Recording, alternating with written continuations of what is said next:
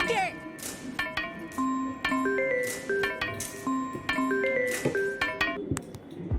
Hello. Hi ma'am, I have a doubt. Content marketing, digital marketing இது ரெண்டும் சேமா? ஐயோ, perfect timing. I'll explain with this biryani. Imagine I have a biryani shop. Content மார்க்கெட்டிங்கில் நான் என்ன தெரியுமா பண்ணுவேன்?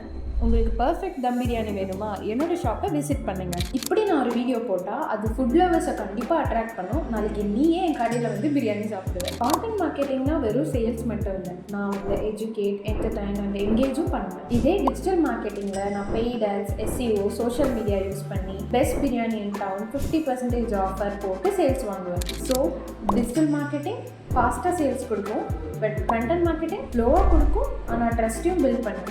Content marketing attracts, whereas digital marketing amplifies. இது ரெண்டும் சேர்ந்தால் தான் சூப்பர் சக்ஸஸ். சூப்பர் மேம், எனக்கு பக்காவாக புரிஞ்சிச்சு. ஆனால் எனக்கு இப்போ பிரியாணி சாப்பிடணும் போல இருக்கு. லேட் ஆயிடுச்சு, நான் ஆல்ரெடி ஸ்டார்ட் பண்ணிட்டேன்.